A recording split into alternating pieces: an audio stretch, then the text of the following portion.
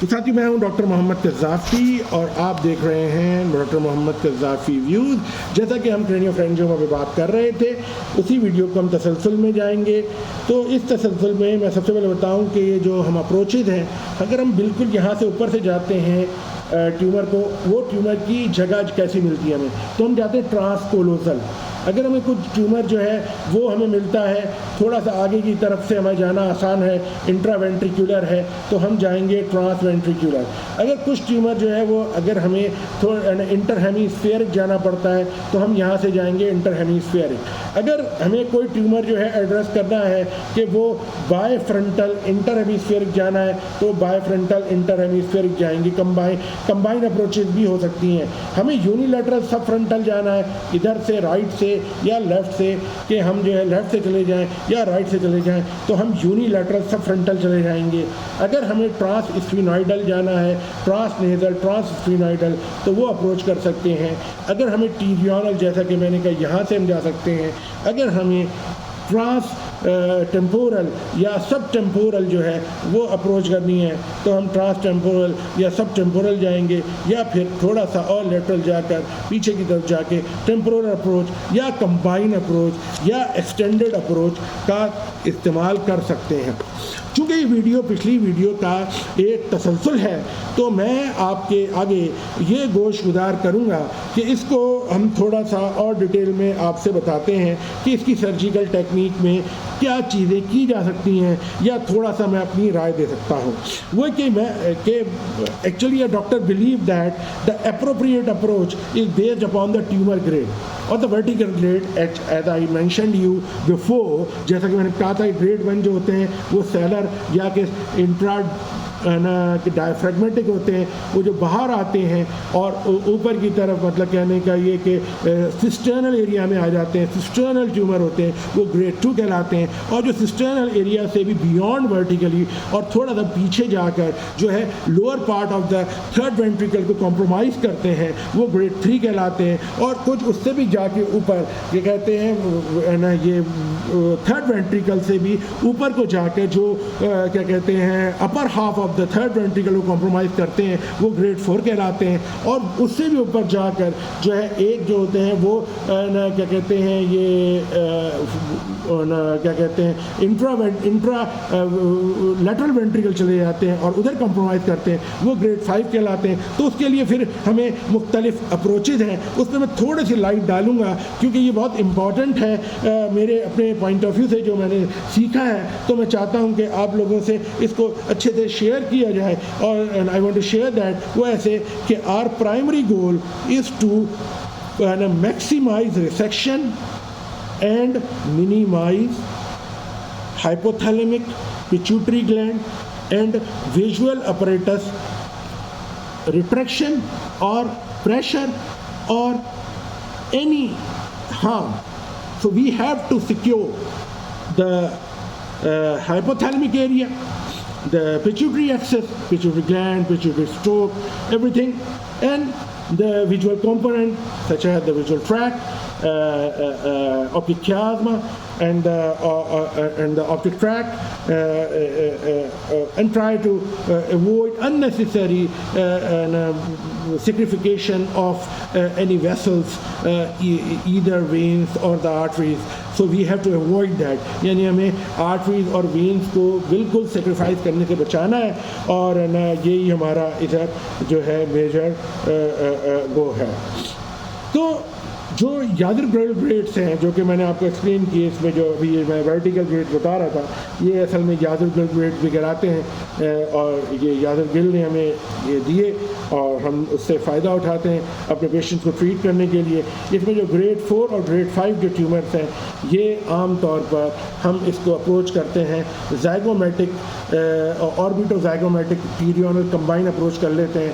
थोड़ा सा ये एक्सटेंडेड अप्रोच होती है, और उसकी तरह उससे फिर ये हम ग्रेड 4 को और 5 को एड्रेस करते हैं, जो कि इंट्रालेटरल वेंट्रिकुलर या upper part of the third ventricle में है।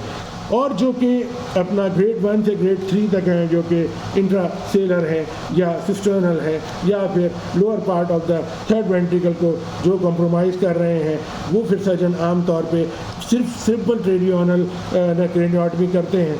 अब इसमें जो है जितनी ज़्यादा आपको किसी भी अप्रोच से फेमिलियरिटी होती है, if you have a more familiarity with the some approach और the pterional approach, so you are preferring that, क्योंकि फिर लोग वहाँ से ही, क्योंकि उनकी एनाटमी का उनसे बहुत वेल अवेयरनेस होती है और उनके फिर कॉम्प्लिकेशन से कम होते हैं। और कंबाइंड अप्रोच, जैसे कि मैंने कहा, तो ऑर्बिटो ज़ाइगोमेटिक अप्रोच जो है वो भी करते हैं, तो उससे भी ये काफ़ी मसाइल हल हो सकते हैं।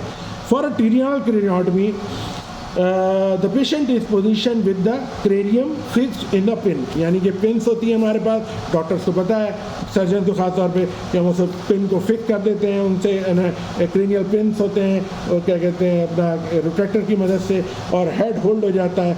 और फिर जो है हम जो है ये जो मैला रोमिनेंस होती है, इसको हम टॉप पे रखते हैं। ये जो मैं थोड़ा सर किया, इस सर को हेड को इस तरफ से करके थोड़ा सा जो जानते हैं उसको वो इशारों से हमारी बात समझ में आ रहे होंगे।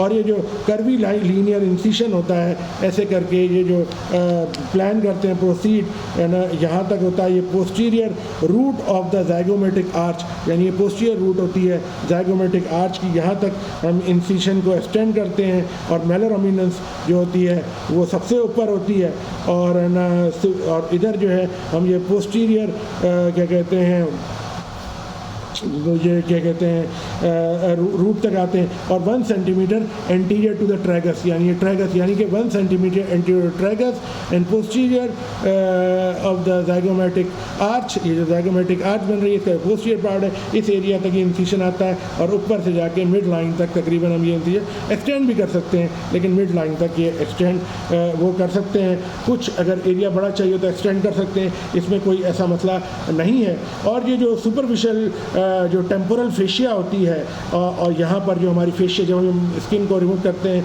रिमूव नहीं, स्किन को जब हम फ्लैप बनाते हैं, तो फिर जब हम सुपरफिशियल टेम्पोरल फेशिया और फैट होती है, ये इसको हम सेपरेट कर देते हैं, और ये फिर जो है हमें ये काम आती है ये पेरिक्रेनियम के तौर पर। इसको हम आगे की तरफ ऐसे क्या कहते हैं रिफ्लेक्ट कर देते हैं, और टेम्पोरल मसल को हम क्या कहते हैं लेटरल साइड पे रिफ्लेक्ट कर देते हैं। और इस तरह से क्या कहते हैं ये टेम्पोरल मसल जो होता है कभी कभी हमें डिवाइड करना पड़ जाता है 2 हिस्सों में, वो भी कर सकते हैं। लेकिन ये जो ज़ाइगोमेटिक आर्च होती है, ये ना कभी कभी इसको रिमूव करना, ये तो मैक्सिलरी, सॉरी ये तो मैक्सिलरी है, जहाँ ज़ाइगोमेटिक आर्च जहाँ पर जो है इसको हमें कभी कभी निबल करना या रॉन्जराइज करना या ड्रिल करना ज़रूरी हो जाता है। और उसके लिए ताकि हम ट्यूमर के एक्सटेंट को अच्छे से पहुँच सकें। और ये जो बोनिंग ओपनिंग होती है, ये undertaken with the key hole burr, ये 2 बर हम यहाँ पे करते हैं।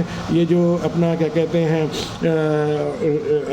हैं स्फिनॉइड विंग है, ये जो बोन है स्फिनॉइड विंग हमारी, इस पे दोनों जो हम 2 बर करते हैं, ये 2 मैंने उंगलियाँ रखी हैं, अगर आप यूँ देखें तो दोनों करीब करीब कर लेते हैं, क्योंकि बहुत थिन एरिया होता है, और ताकि इसको हमें मिलाना भी आसान हो जाता है। ये हमारे जो है की बर होल होते हैं। और फिर जो है एडिशनल बर जो है हम जो है ये थोड़ा सा क्या कहते हैं पीछे की तरफ यहाँ भी न कर लेते हैं, ताकि हमारा एक पीछे का एक्सटेंट हो जाए। और सर्जन की प्रेफरेंस होती है कि ये जो थोड़ा सा हमने ट्रैक किया पीछे की तरफ कर दें। कुछ जो होते हैं वो इधर थोड़ा सा मिड क्या कहते हैं हेयर लाइन के पीछे मिड लाइन पे पास भी कर देते हैं, ताकि पूरा वो ड्रिल घुमाना ज़रा आसान रहता है, और ना वो सर्जरी बहुत कंपैरेटिवली क्या कहते हैं बोन फ्लैप आराम से बन जाता है। तो the bone between the sphenoid burr hole may be thinned to facilitate the fracturing during craniotomy flap and elevation. A drill with the foot plate is used to connect the burr hole, and the bone flap is elevated using careful blunt dissection to release the dura from the underside of the flap, because sometimes dura thin is attached with the bone से जुड़ी हुई होती है, तो फिर वो थोड़ा सा मुश्किल हो जाता है और उसको उठाना फिर जो है मुश्किल हो जाता है। तो उसको अच्छे से हम अगर क्या कहते हैं अलग कर लेंगे तो वो आसानी हो जाएगी। और ये जो स्फिनॉइड विंग होती है ये भी अच्छे से ड्रिल कर लें, रॉन्जराइज कर लें और जो है down to deep to the superior orbital fissure, अंदर जाके जो यहाँ पे सुपीरियर ऑर्बिटल फिशर हमें अंदर मिलता है स्कल के एंटीरियर क्रेनियल फोसा में, तो फिर वो हमारी लिमिट होनी चाहिए, क्योंकि फिर हम दूसरे स्ट्रक्चर को डैमेज कर सकते हैं। तो ये जो है इसको ये हमारी एडवाइस होती है। अच्छा, दूसरा ये कि ये जो आप सुपीरियर ऑर्बिटल फिशर तक पहुंच जाते हैं तो उसके बाद आपके लिए exposure of the deep Sylvian क्या कहते हैं स्ट्रक्चर इज ईजी। फिर जैसे कि वो एक तरीक़ेकार है कि the superior lateral aspect of the supra orbital fissure can be incise to maximise exposure. वो फिर कभी कभी lateral aspect of the superior orbital fissure का जो लेटरल एस्पेक्ट है उसको भी वो कर सकते हैं अगर आपको वो मतलब एक्सेस चाहिए बोन का। और ये जो सी शेप ड्यूरल इंसिशन हम देते हैं made over the lateral aspect of the frontal and temporal lobe and crossing the mid line fissure, dura is fix to the bone edge. तो हमें वो थोड़ा सा ड्रिल करना पड़ता है, रॉन्जराइज करना पड़ता है, थोड़ा सा निबलाइज करना पड़ता है निबलर के जरिए ये जो रिज होता है, ताकि हम जो है ईजीली स्कल बेस के अंदर से जाके मतलब ये कि वो रिट्रैक्शन ब्रेन को कम से कम दें और हमारा ट्यूमर की तरफ जो एक्सेस है वो ना ईजीली हो जाए। और सिलन फिशर जब हम ओपन करते हैं तो उसके लिए दो ऑप्शन, उससे पहले एक हम पहले से ही ना वेंट्रिकुलोस्टमी डाल दें और ईवीडी जिसे हम कहते हैं एक्सटर्नल वेंट्रिकुलोस्टमी ड्रेन डाल दें या लंबर ड्रेन डाल दें, या फिर जब ये कुछ लोग इसमें कंफर्टेबल होते हैं कि वो सिलन फिशर खोलने के बाद जो है उसमें CSF स्लोली ड्रेन करते रहते हैं और सक्शन जो होते हैं 2 सक्शन लगाए जाते हैं ताकि सक्शंस की मदद से वो CSF को गैदर किया जा सके और वो ब्रेन को थोड़ा रिलैक्स किया जा सके ताकि जो है वो। लेकिन जब थर्ड वेंट्रिकुलर प्रेशर बहुत ज़्यादा होता है तो मेरी नज़र में तो बेहतर यही है कि आप कहते हैं वेंट्रिकुलोस्टमी डाल दें और यही डाला जाता है और फिर उसमें लंबर ड्रेन अवॉइड की जाती है। बहरहाल ये प्रेफरेंस होती है हर सर्जन की और उसका अपना एक्सपीरियंस होता है, और मेरे नज़र में वेंट्रिकुलोस्टमी द बेटर ऑप्शन। और साइमल्टेनियसली आप CSF वो ड्रेनेज भी कर सकते हैं। तो ये दोनों ऑप्शंस वेरी वेरी यूजफुल। अच्छा, craniopharyngioma are often intimately intervened with the dense network of the internal carotid artery. Internal carotid artery को चारों तरफ से engulf किया हुआ था। इंटरनल कैरोटिड आर्टरी बहुत ही इम्पोर्टेंट और सिग्निफिकेंट स्ट्रक्चर है इंसान का ब्रेन में। तो उस आर्टरी को तो उसको बचाना, फिर अगर उसके चारों तरफ हो तो फिर वो थोड़ा सा बहुत ही एहतियात का ध्यान रखना पड़ता है। ऑप्टिक नर्व के ऊपर भी एनगल्फ होती है, उससे भी हमें हल्के से डिटैच करके थिन लेयर को उससे ट्यूमर से हटा के करना पड़ता है। और अदर जो क्रिटिकल स्ट्रक्चर हैं, एंटीरियर कोरोइडल आर्टरी को बचाना होता है, मिडिल लेंटिकुलोस्ट्रेट आर्टरी को बचाना होता है, लैटरल लेंटिकुलोस्ट्रेट आर्टरी को बचाना होता है, क्या कहते हैं अपना ये है ना एक एंटीरियर स्ट्राइटल आर्टरी होती है, उसे बचाना होता है। तो ये पूरा मतलब ये कि सेटअप है आर्टरीज़ का और नर्व्स का, उधर सॉरी आर्टरीज़ का और वेंस का, माफ़ी चाहता हूँ नर्व बोल दिया, आर्टरीज़ और वेंस का। इसमें अननेसेसरी किसी को भी सेक्रीफाइस ना करें और ना ब्रेन के ऊपर प्रेशर भी कम से कम हो। ये सारा एक्सपीरियंस के साथ, और 2 लोग 3 लोग 2 लोग तो कम से कम हों इसमें, और फिर आपके पास अच्छे लायला रिफ्रैक्टर्स हों। और भी अच्छे रिफ्रैक्टर्स आ गए, यादरगिल रिफ्रैक्टर्स आ गए और आ नहीं गए, अभी से नहीं आए, बहुत पहले से आए हुए। कहने का मकसद है कि अवेलेबल है, वो आपके पास जो अवेलेबल हो उसे यूज़ करें। सिस्टिक कंपोनेंट होता है तो उसे जो cystic component of the tumour should be drain, usually उसको ड्रेन कर लेना चाहिए ताकि ट्यूमर का जो साइज़ है वो श्रिंक हो जाए और बल्क ऑफ द ट्यूमर कम हो जाए। और फिर आप शार्प डिसेक्शन करें, लेकिन बहुत ही केयरफुल डिसेक्शन होनी चाहिए। Tumour capsule is freed from the all vascular adhesion initially. All vascular adhesion मतलब इंटरनल कैरोटिड पेशियर आर्टरी और कोई भी अगर आर्टरी उधर है साथ में, ऑप्टिक क्याज़्मा है, और वो तो आर्टरी नहीं है, ऑप्टिक क्याज़्मा है, ऑप्टिक नर्व है, और कोई अगर आर्टरी है और उसको आप बचाना भी इंतहा उसका ज़रूरी और बचाना चाहिए। और care must be taken to preserve the integrity of the third nerve, ये तो मस्ट है। और tumour that extend posterior and inferior, जो ट्यूमर जो है पोस्टीरियर यानी पीछे की तरफ और नीचे की तरफ यानी इंफीरियर की तरफ यानी पीछे की तरफ आ रहे हैं, टू द पोस्टीरियर क्लोनाइडल प्रोसेस, जैसे कि वो एक एंटीरियर क्लोनाइड प्रोसेस होती है, सब सर्जन को पता है, एक पोस्टीरियर डॉक्टर्स को भी पता है, एंटीरियर क्लोनाइड प्रोसेस होती है, पोस्टीरियर क्लोनाइड प्रोसेस होती है, तो उसको ना रिमूव करें सेफली एंड और दैट उधर से भी मतलब उसको से रिमूव करें।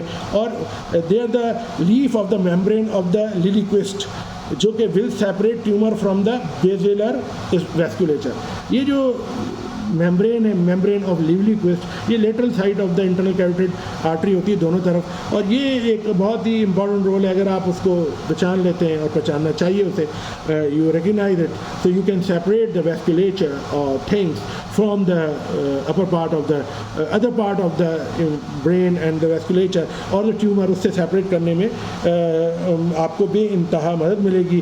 तमाम बेसिलर स्ट्रक्चर को आप सिक्योर कर सकते हैं, और पेशेंट और tumour can additionally be sharply dissected from the under side of the optic nerve and chiasma.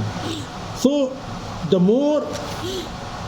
more direct the visualization of the underside of the optic nerve, जितना ज़्यादा आप उसको डायरेक्टली देखेंगे और ना और जितना ज़्यादा आप उसे शार्पली और सेफली और ना क्या कहते हैं परसेप्शन के साथ और प्रसीशन के साथ, विद प्रसीशन विद एहतियात के साथ जब आप उसको डायसेक्ट करेंगे ऑप्टिक क्याज़्मा से, ऑप्टिक नर्व से, और उससे तमाम को हर तरह के उसको इंजरी से बचाएंगे, और तो ये आपके लिए मैं समझता हूँ बहुत ही इम्पोर्टेंट चीज़ बन जाती है।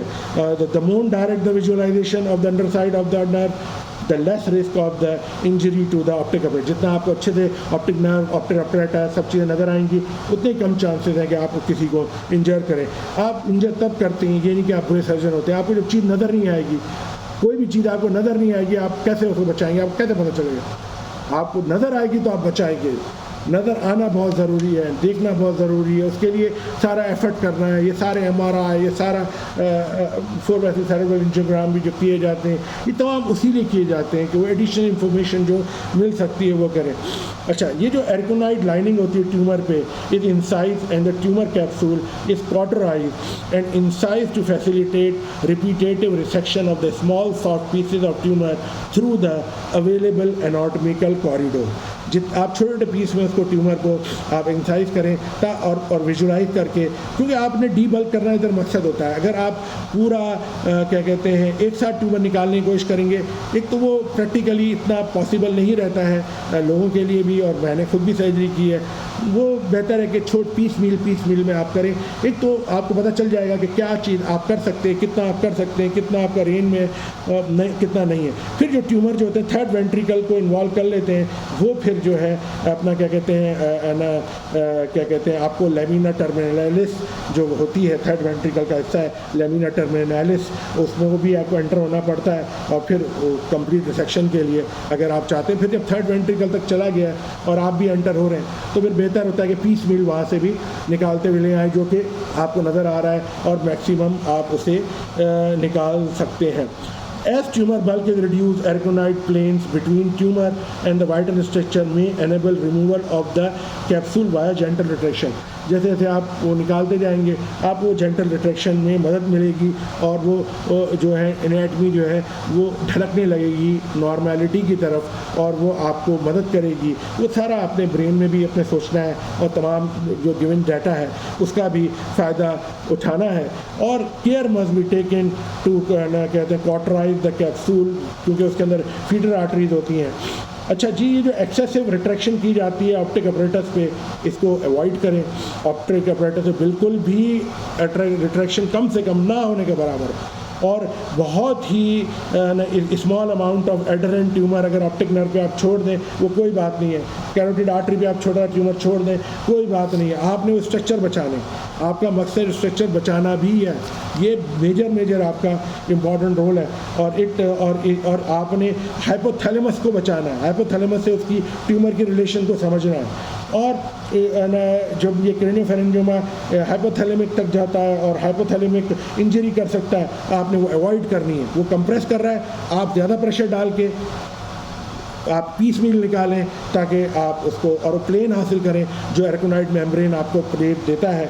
और इससे आप मदद से ये जो हाइपोथैलेमिक के ट्यूमर्स हैं जो जुड़े हुए हैं, जो हाइपोथैलेमिक ट्यूमर, यानी हाइपोथैलेमिक ट्यूमर तो नहीं है, मतलब कि हाइपोथैलेमॉइड ट्यूमर है, उस तरफ जा रहे हैं, उनको आप पीस मील की मदद से आप कम से कम वो कर सकते हैं। और पोस्ट ऑपरेटिव जो एंडोक्राइन कॉम्प्लिकेशंस होती हैं उनको अवॉइड भी किया जाता है। और अगर हो जाती हैं तो ये बहुत कॉमन है, ये इसमें कोई मसला नहीं है, मतलब मसला तो है लेकिन मतलब ये कि ये कॉमन है।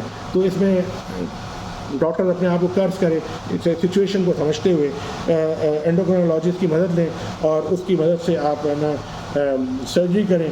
और विजुअल लॉस जो अगर हो जाता है, जो कि बहुत अनफॉर्चुनेट रहता है और फिर है ना ये कॉमन भी है सर्जरी में, और ना बहरहाल ये ऑप्थेल्मोलॉजिस्ट के लिए ये थोड़ा सा मतलब कि प्रॉब्लम होता है। बहरहाल ये हमने टॉपिक को इस हद तक किया है और ये इसका दूसरा हिस्सा था। और मैं समझता हूँ अभी क्रेनियोफैरिंजियोमा पे एक और भी वीडियो बढ़ने का इंतज़ार कर रही है, वो भी इंशाल्लाह हम इस पर बात करेंगे। पहले हम इस पर ज़रा आपको रखते हैं और आगे बढ़ते हैं। Thank you so much.